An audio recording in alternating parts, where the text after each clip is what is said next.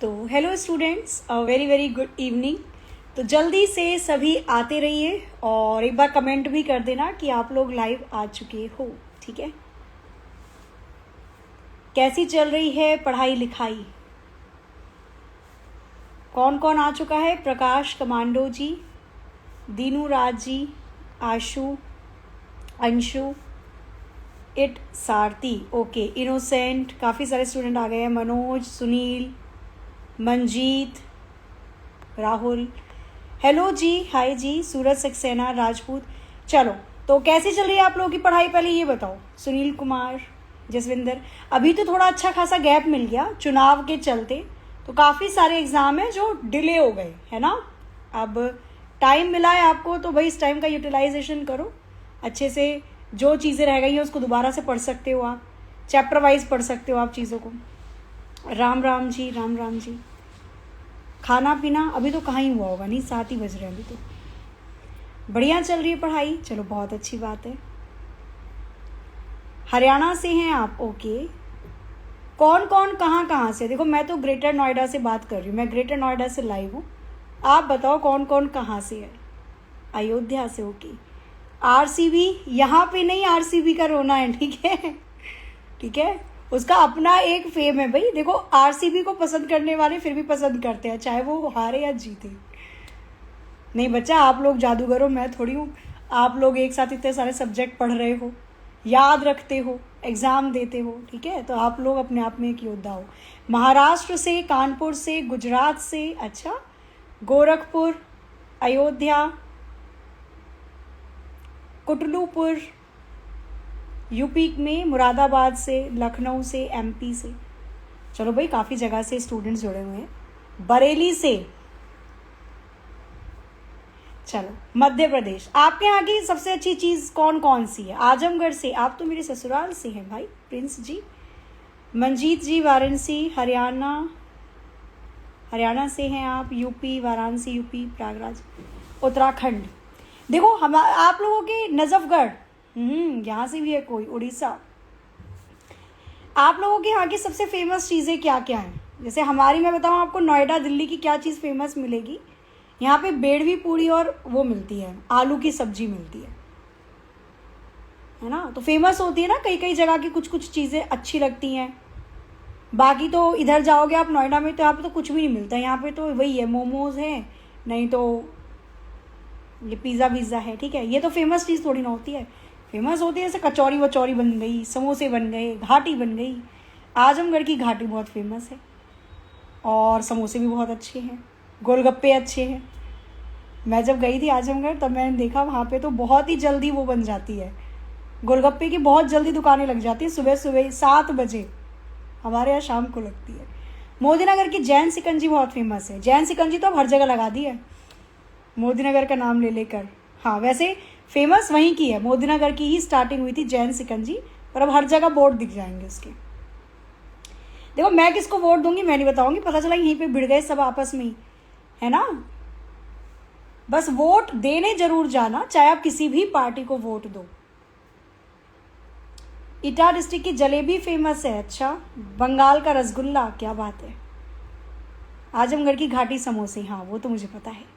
दही जलेबी आजकल एक बहुत अच्छा ट्रेंड चला है, ट्राई किया है आपने? जलेबी में आलू की सब्जी डाल के दे रहे हैं, आलू की सब्जी जलेबी में।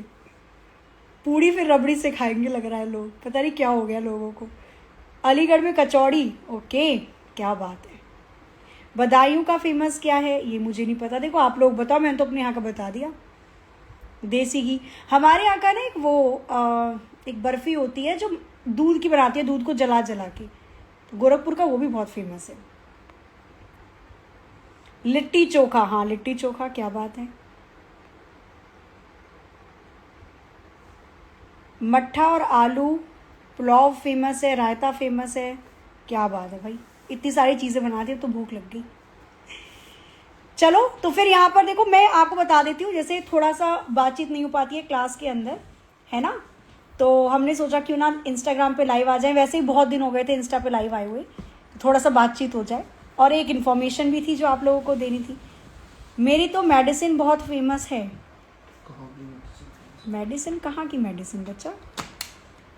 अलग से बना रहे हो क्या तुम लोग मेडिसिन? अलग से मेडिसिन बनाने लगे क्या? आरसीबी की बैटिंग आ गई, बहुत बढ़िया। आज मैच है, आरसीबी खेल रही है। बॉलिंग कौन? विराट सीख लिया क्या बॉलिंग करना?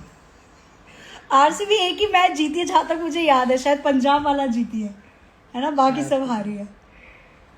अपना कैरियर अपने हाथ में, बीजेपी बायकॉट। अरे पढ़ लो, अपना कैरियर अपने हाथ में, तो फिर इन सब के चक्कर में मत पड़ो। आपको जिसको वोट देना है आप उसको वोट देकर आओ, ठीक है?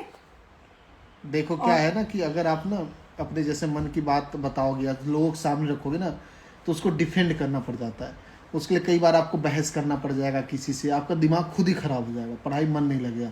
इससे अच्छा आपके मन में जो भी चीज़ है ना उसको दबा के रखो, आप अपना डिसीजन अपने हिसाब से लो, कभी किसी को पता ना चले कि आप क्या सोच रहे हो, है ना। इससे आप बहुत ही कूल रहोगे, आप बहुत ही ज़्यादा आउटपुट ले पाओगे जमाने से। मैम आपसे पढ़ के रीजनिंग गलत नहीं थी, अरे वाह, थैंक यू। ठीक है, देखो मैं ये बता रही थी आपको जो मेन बात थी, जैसे जिसके बारे में हम लोग लाइव आए थे, सभी अभी इंस्टा पे लाइव आए अपने। तो आप लोगों का ना कल एग्जामपुर में, एग्जामपुर चैनल पे अभी नहीं आया आप, तो कल आप लोगों का ना एग्जामपुर चैनल पर एक लाइव इवेंट आ रहा है जो विवेक सर लेकर आ रहे हैं। कल यानी 26 अप्रैल रात 8:50 पर यूपी पुलिस कांस्टेबल री एग्जाम की महाक्रांति। अब ये महाक्रांति क्या है, इसमें क्या क्या चीजें आपको दी जाएंगी, क्या क्या बेनिफिट मिलेंगे, ये सब आपको पता चलेगा कल रात 8:50 पर एग्जामपुर चैनल पर। ठीक है, देखो आप में से काफी सारे बच्चों का कहना था कि पेपर लीक हुआ, री एग्जाम होना चाहिए। तो सबसे पहले विवेक सर ही थे जो लखनऊ गए, फिर वहां पर सर ने आप लोगों के लिए आवाज उठाई, फिर काफी सारे टीचर और भी आए। ठीक है, तो कल क्या होगा महाक्रांति में ये तो आपको कल ही पता चलेगा। इवेंट बना हुआ है, सभी स्टूडेंट्स को जाकर लाइक करना है, नोटिफिकेशन ऑन करना है, ताकि कल रात 8:50 का इवेंट आप सभी जरूर देख सकें। ठीक है, जीआई टैग किसको मिला? जीआई टैग बताओ। जीआई टैग किसी खाने को मिला शायद रिसेंटली, अभी तो पता नहीं। अभी तो मुझे बस ये पता चला है कि जैसे भारत का बासमती राइस जाता है ना, तो पाकिस्तान वालों ने जीआई टैग लगा लिया था अपने चावल को, जबकि उनका चावल बासमती था नहीं और फिर वो एक्सपोर्ट कर रहे थे। बाकी तो जीआई टैग किसे मिला है ये तो मुझे अभी ध्यान नहीं। मिला है किसी चीज को तो बताओ। मुझे याद है, हाँ बट मैं भूल रहा हूँ थोड़ा सा, मैंने नहीं देखा। तो याद आ जाएगा। बताओ जीआई टैग किसे मिला। मैं रीजनिंग की महाक्रांति करूं? रीजनिंग की महाक्रांति तो चल ही रही है, रीजनिंग की चल रही है, कंप्यूटर की चल रही है, बाकी आप लोगों की भी क्रांति चल रही है अपने आप से।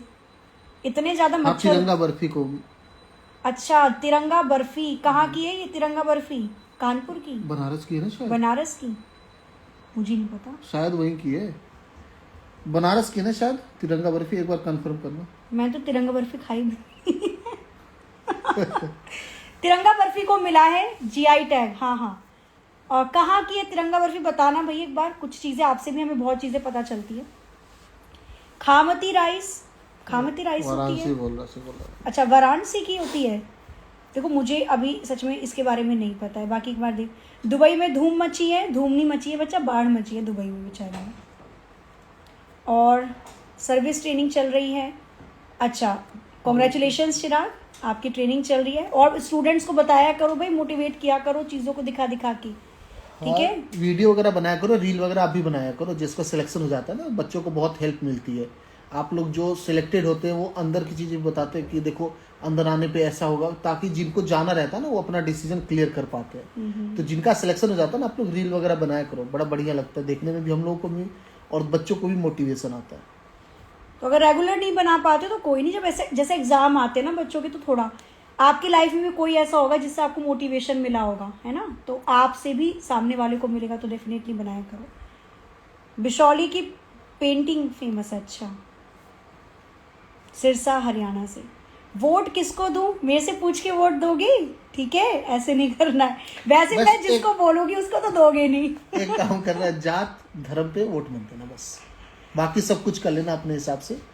इन दो चीज़ों को प्रेफरेंस मत देना, क्योंकि मैं ना भी एक चीज़ मानता हूँ, मैं न्यूज़ ही देख रहा था, सभी लोग कहते हैं कि पॉलिटिकल पार्टी जात धर्म लोगों को बांटती, बट हम इस चीज़ में बहुत इन्वॉल्व हैं, मतलब कास्ट रिलीजन को लेके तो बहुत ज़्यादा अंदर तक बैठा है। इस चीज़ को थोड़ा सा सही करने लायक है। आप लोगों को जो सही लगे ना, आपको ऐसा लगे ना जिससे आप बात कर सकते हो। जैसे कोई प्रॉब्लम हो गई आज आपके घर पे आसपास, तो आप किसको बता सकते हो? कोई लगे आपकी बात सुनेगा तो आप उसको वोट दे दो, सीधी सी बात है कि नहीं? और बाकी हम देखो इतने बड़े हो चुके हैं कि हमें पता है क्या सही है क्या गलत है ना, सबका अपना नजरिया होता है। तो आपको जो सही लगता है, जिसके आने से फायदा हो गया, जिसके जाने से नुकसान हो गया, जो भी है आप उसी को वोट दो, ठीक है। किसी से पूछ के वोट दे रहे हो, ये पता है मेरे को क्यों पूछा जा रहा है? ये पूछा जा रहा है कि हम किसे वोट देंगे। ये कंट्रोवर्सी बनाएंगे, वीडियो बनाएंगे ये तो अभी हमने भी आपस में एक दूसरे को नहीं बताया कि हम वोट किसे देने वाले हैं। सच बता रही हूँ, ठीक है। तो किसी को नहीं बता रहा किसको वोट देना है, आपस देकर आ जाओ। मेरे घर में देखो मैसेज होता है मेरी मम्मी अलग पार्टी वाली है, पिताजी अलग पार्टी वाले हैं, भाई बहन और जीजा जी अलग पार्टी वाले। मतलब मेरे सिस्टर के फैमिली वाले ज्यादातर बीजेपी को देते हैं। मम्मी मेरी बीएसपी की, मायावती की बहुत बड़ी फैन है मम्मी। पता हाँ बहुत बड़ी फैन है, भिड़ जाती है मायावती के लिए, किसी से बहस कर लो। और पिताजी सपा वाले हैं। तो हमारे घर में आपको वैरायटी मिलेगा कौन किसका सपोर्ट करता है। तो ठीक है यार, बढ़िया रहना चाहिए, खुश रहो सभी लोग। और इन सब चीजों के चक्कर में मत पड़ो यार, इतना सीरियस क्यों ले रहे हो इलेक्शन को? इससे अच्छा बात कर लो कि हम एग्जाम कौन सा फॉर्म भरे, हम किसके लिए एलिजिबल हैं, इस पे बात कर लो ज्यादा। इस पे क्या ही बहस करना किसी पे। कोई भी पीएम बने, कोई भी, सिर्फ देखो अपने घर का कुछ फायदा नहीं होता, ठीक है। मैं आपसे क्या बोला, जो लोकल कोई नेता है ना, जो आपकी बातें सुन सकता है, जो आपकी प्रॉब्लम को हल कर सकता है, आप उसके वोट दो। आप मेरी बात को समझो इस चीज पे कि किसी के बड़े लेवल पे आने जाने से कोई फर्क नहीं पड़ता हमारे निजी जिंदगी पे। हम पहले भी मेहनत करके कमाते थे, आज आप मेहनत करो, आज खाओगे कमाओगे, मेहनत नहीं करोगे कोई नहीं देगा आपको पैसा ना। तो इस हिसाब से थोड़ा सा सोचो, आप अपने आसपास के एरिया देख लो, लोकल लेवल पे कौन आपके लिए बेस्ट है, ठीक है, उस पर बात करो बस। अब हटा दो, ठीक है, पॉलिटिकल पार्टी की बातें नहीं होनी चाहिए। अब दूसरी बात ये हो कि कौन सा फॉर्म भरे, एलिजिबिलिटी क्या है। 1-2 साल एकदम सीरियस दे दो अपने आप को, काम हो जाता है। बहुत मुश्किल से 2 साल ना, अगर आप डेडिकेशन 100% दे दिए ना, गारंटी दे रहा हूँ, इतने एग्जाम आएंगे ना आप लोगों के सामने, अगर आप पढ़ने में एकदम स्ट्रांगली एकदम डेडिकेटेड होगा।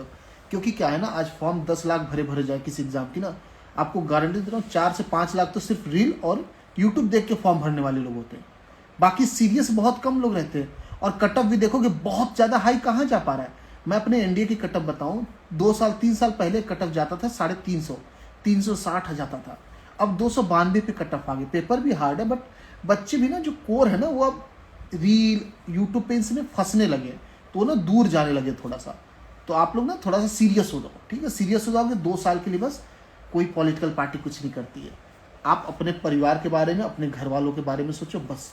किसी और के फायदे नुकसान के बारे में सोचना ही मत कि ये आ जाएगा वो आ जाएगा, तुम्हारा फायदा हो जाएगा तुम्हारा नुकसान, कुछ नहीं होने वाला।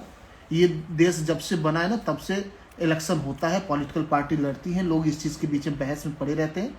लेकिन आज भी वही आगे धीरे धीरे बढ़ रहा है, जो अपने काम से मतलब रखा, धीरे धीरे अपने परिवार को आगे बढ़ाया, मेहनत किया। तो आप भी उसी कैटेगरी में रहो, आपके लिए बहुत बेनिफिट होगा। तो बिल्कुल सही बात है, ठीक है। और जैसे मैं अभी बता रही, सर ने बोला ना उसके बारे में, फॉर्म के बारे में, तो आरपीएफ का फॉर्म जिन्होंने नहीं भरा है बच्चा, रेलवे प्रोटेक्शन फोर्स, ये एक पोस्ट होती है, एसआई कांस्टेबल की आती है इसके अंतर्गत जो पोस्ट आती है। तो एसआई का फॉर्म वही भर सकते हैं जिन्होंने ग्रेजुएशन कंप्लीट कर रखी है, लास्ट ईयर नहीं, ग्रेजुएशन कंप्लीट होनी चाहिए। और कांस्टेबल का फॉर्म वो सभी भर सकते हैं जो 10वीं पास हैं। तो जिन्होंने फॉर्म नहीं भरा, 14 मई लास्ट डेट है, 14 मई से पहले आप फॉर्म को जरूर भर लेना। आरपीएफ, एसआई या कांस्टेबल, अगर आपने ग्रेजुएशन कर रखी है तो आप दोनों के लिए एलिजिबल हो, दोनों के, कांस्टेबल और एसआई दोनों के पोस्ट को भर सकते हो। इसके अंदर आपका आता है रीजनिंग 35 नंबर की, मैथ्स 35 नंबर की, और जीएस आती है 50 नंबर की।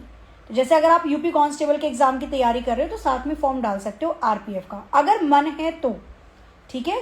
और मन मतलब अगर लगती है तो आप जॉब करोगे। 8 घंटे की जॉब होती है, 16 घंटे का रेस्ट होता है। रेलवे प्रोटेक्शन फोर्स मतलब रेलवे सुरक्षा बल, रेलवे का पैसेंजर को देखना, जो माल चढ़ाया जाता है, गुड्स चढ़ाए जाते हैं, उसको देखना, ठीक है, इन सबको सुरक्षित रखना चीज़ों को, वो होता है इसके अंदर। संडे की छुट्टी नहीं मिलती इसमें, फेस्टिवल का ऑफ भी नहीं होता क्योंकि इस टाइम पे ज़्यादा भीड़ होती है, ज़्यादा सुरक्षित रखना है तो। लेकिन इनको अलग से छुट्टी दे दी जाती है, कैजुअल लीव होती है इनकी, लीव एवरेज पे होती है, तो छुट्टी अलग से मिल जाती है, ठीक है। तो अगर भरना चाहते हो तो आप भर दीजिएगा। 14 मई लास्ट डेट है फॉर्म को फिल करने की। अब चेक करके भर लेना, फॉर्म अच्छे से भरना। फोटो जो डालो उसका बैकग्राउंड कोशिश करो वाइट रहे, नहीं तो कोई भी साफ बैकग्राउंड रहे। रेड भी है तो क्लियर होना चाहिए, ब्लू भी है तो क्लियर होना चाहिए। फोटो अगर खिंचवा रहे हो तो वाइट बैकग्राउंड में खिंचवाना, ठीक है। एसएससी जीडी तो अभी आने वाला है, एक तो चला गया, अभी आने वाला है एक और आरपीएफ के बारे में बता रही थी मैं, रेलवे प्रोटेक्शन फोर्स के बारे में बता रही थी अभी। एक बच्चा बोल रहा था जीएसटी इंस्पेक्टर बनना है, तो बच्चा आप सीजीएल की तैयारी करो बढ़िया तरीके से। अब तो सीजीएल में काफ़ी चीज़ें अच्छी कर दी हैं। पहले तो मानो फर्स्ट आपका प्रीलिम होता था, फिर जो मेंस होता था उसमें 2 ही सब्जेक्ट थे, केवल उसमें इंग्लिश होती थी, 200 नंबर आते थे, मैथ्स में 100 नंबर आते थे, 100 क्वेश्चन आते थे, और इंग्लिश में 200 क्वेश्चन आते थे। केवल मैथ्स और इंग्लिश जिसका ज़्यादा स्ट्रांग है वो पार कर पाता था सीजीएल। अब तो काफ़ी सारी चीज़ें हो गई हैं। अब तो मतलब आपका उसमें कंप्यूटर भी ऐड कर दिया गया है, हालांकि क्वालिफाई नेचर है, उसके अंदर आपका और भी सब्जेक्ट इंक्लूड कर दिया, जीके जीएस भी कर दिया, रीजनिंग भी कर दिया। तो अब मेंस थोड़ा सा ठीक हो गया है पहले के मुकाबले। यूपीएसआई देखो अभी तक कोई इसका अता पता नहीं है, अभी देखो कुछ बनता है तो। यूपी कांस्टेबल पहले अच्छे से करवाएंगे क्योंकि पहले पेपर लीक हो चुका है, ये बढ़िया से हो जाएगा तो डेफिनेटली यूपीएसआई का भी आपको नोटिफिकेशन मिल जाएगा, ठीक है। एसएससी जेई की तैयारी करवाइए बच्चा, होती है तैयारी, अभी देखो कुछ उसका नोटिफिकेशन आए तो उसके ऊपर फिर और चर्चा की जाएगी। DSSB कौन से उसके लिए भरा है आपने? DSSB में किस पोस्ट के लिए भरा है आपने फॉर्म? काफ़ी सारे पोस्ट में निकले थे ना, लाइब्रेरियन के लिए भी निकला था, टीचर के लिए भी निकला था, टीजीटी पीजीटी के लिए भी निकला था। CSHL का एग्जाम कैसा होता है, हार्ड या नॉर्मल? नॉर्मल होता है बच्चा। देखो हार्ड केवल होता है लेवल, जैसे कोई भी एग्जाम आपका ग्रेजुएशन के ऊपर है कि अगर आपने ग्रेजुएशन कर रखे तो फॉर्म को भरोगे, समझ जाना उसके जो क्वेश्चन का लेवल होगा वो थोड़ा अच्छा खासा मिलेगा, ठीक है। अगर आप कोई ऐसा फॉर्म भर रहे हो जो 10वीं के आधार पे है, 12वीं के आधार पे है, तो वो नॉर्मल ही लेवल होता है। उसके बाद सिलेबस अच्छे से करना है, प्रीवियस ईयर क्वेश्चन की प्रैक्टिस लगा लो, काफी है, ठीक है। 80% में निकाल दी जाऊंगी, ऐसा कुछ नहीं है। देखो फिजिकल टफ और फिजिकल हार्ड तभी लगता है जब आपकी प्रैक्टिस नहीं है। मैं यही बोल रही थी आपसे कि आप लोग जैसे यूपी कांस्टेबल री एग्जाम की तैयारी कर रहे हो ना, तो आप फिजिकल की भी तैयारी करते रहा करो, साथ के साथ दौड़ लगाते रहा करो, वो 2 या 3 दिन में नहीं होता। जैसे आरपीएफ का पिछले बार फॉर्म निकला था ना, रेलवे प्रोटेक्शन फोर्स, ये मान के चलो उसके फिजिकल में केवल 2 हफ्ते का समय दिया था उन्होंने, 2 हफ्ते के समय। और जो बच्चे फिजिकल की तैयारी नहीं करते उनकी सांस फूलेगी, पैर में जो मतलब बहुत तेज पेन होना स्टार्ट हो जाता है ना, फिर गर्म पानी की और फिटकरी की सिकाई करनी पड़ती है, तो वो फिजिकल तो आपको स्टार्टिंग से पहले से करनी होगी। लड़कियों को बहुत प्रॉब्लम होता है, पिछली बार भी हम लोग के डिफेंस में लड़कियां एलिजिबल हर जगह है, सबसे ज्यादा बेचारी लड़कियां बड़ी परेशान होती है। नेवी में थोड़ी सी दौड़ स्ट्रांग होती है, तो आप लोग थोड़ा सा ज्यादा प्रैक्टिस क्या करो। हालांकि अब गर्मी भी निकल रही है तो सुबह एकदम 6 बजे भोर में दौड़ा करो, धूप में मत दौड़ना। बहुत लोग तो धूप में दौड़ते, धूप में नुकसान बहुत देता है, ठीक है। धूप मत दौड़ना, शुगर लेवल बीपी लेवल आपका चेंज होने लगेगा, फिर बेड के लिए भी अनफिट हो जाओगे। आजकल जो सबसे बड़ा इशू आ रहा है, जो मेरे पास आया था पिछली बार, एयरफोर्स के कुछ बच्चे थे, मेडिकल में आई थिंक आप लोगों में भी चेक होता होगा, ईसीजी वगैरह करके बीपी वगैरह चेक होता है, तो उसमें बच्चे क्या होते हैं ना, बाहर बीपी वगैरह चेक कराते सही निकलता और वहाँ पे उनको री मेडिकल मिल जाता है, ये आउट हो जाते हैं। तो प्रॉब्लम ये आती है जब आप जाते हो ना मेडिकल में, तो आप डरे रहते हो कि सिलेक्शन होगा कि नहीं होगा। जब आप डर के जाते हो ना, तो बहुत मेडिकली अनफिट लोग हो रहे हैं आजकल। मतलब बाहर चेक करवाते, बच्चे का ही इशू आता है कि सर बाहर तो सही आ रहा, फिर अंदर कैसे उसने री मेडिकल दे दिया, क्योंकि आपके अंदर का हार्मोन ही वहां जाने के बाद डरने लगे, परेशान होने लगे, सोचने लगे फ्यूचर के बारे में। तो जब आप मेडिकल वगैरह के लिए जाते हो ना, तो ये सोच के जाया करो, देखो होना तो होना, नहीं होना तो नहीं होना, आइडियल रहा करो। मेडिकली चेकिंग में कभी भी आप जा रहे हो, ठीक है, अपने दिमाग में चीज बैठा लो, तो आपको ना बहुत सारी चीजें बैलेंस दिखने लगेंगी। अब की बार मैंने ये चीज बहुत फेस किया था, बहुत बच्चों के साथ, खासकर लड़के बहुत परेशान थे इस चीज को लेकर। तो फिजिकल की तैयारी का तो यही है कि आप आरपीएफ भी अगर तैयारी कर रहे हो आरपीएफ की पोस्ट के लिए, उसमें भी एक ही पेपर होता है, फिर आपका फिजिकल होता है।